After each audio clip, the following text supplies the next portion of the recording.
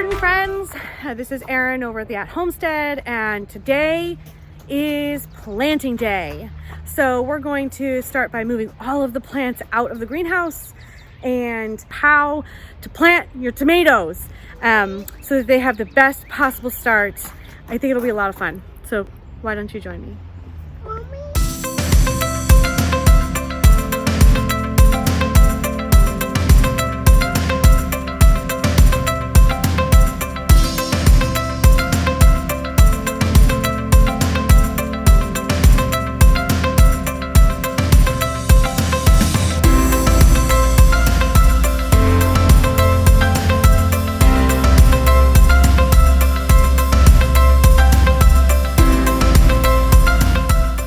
So now I've spaced out all my tomatoes, and I'm going to bury them.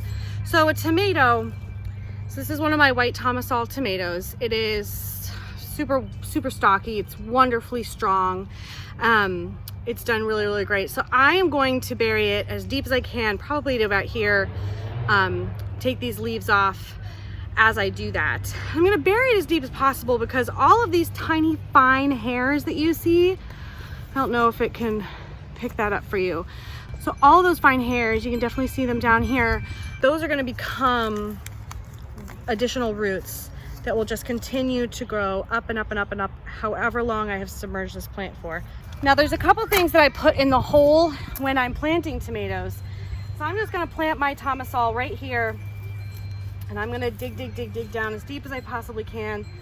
These beds aren't that deep, but I do truly try to like bury, oh, dirt in the glove.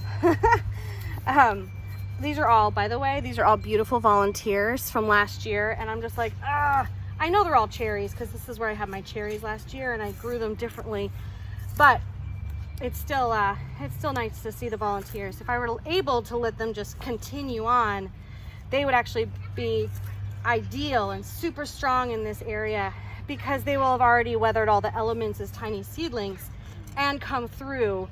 Whereas all the tomatoes I started in a very controlled environment, and then of course I've been hardening them off through the greenhouse.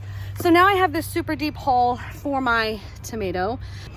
I'm going to plant it probably to here, hopefully to there. It's still a lot exposed. So first I'm going to start by pruning all of the branches that are going to be below the ground and or potentially touching the ground. So don't be afraid. It's super scary cutting off the arms of something you've cared for a long time, but it's better for the plant. It'll be better for you long term. So now I've taken all of those off. I'm going to check every single elbow, armpit to see if there's any nodes. This one doesn't have any.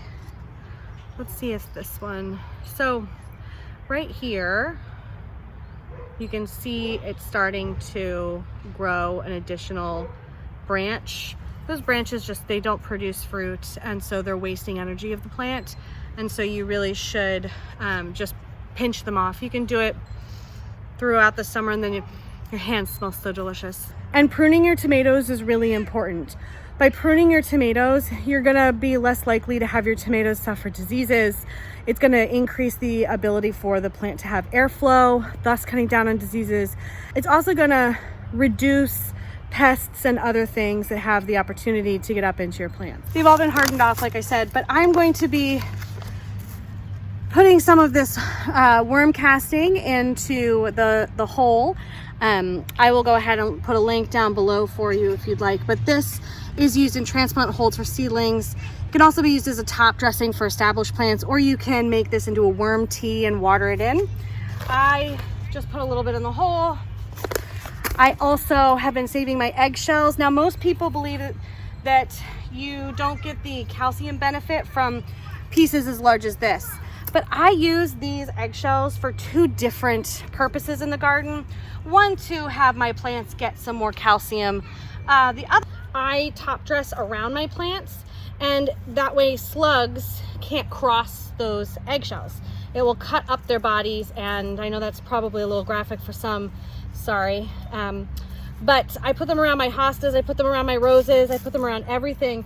And it's not just for the calcium, but it's also for how those particular shells in that form can really be beneficial for cutting up those slugs. So now if you look at this plant, you can tell I have buried it significantly. This is just the top bit of the seedling. I took off the bottom 3 branches, and then this one is also buried super deep.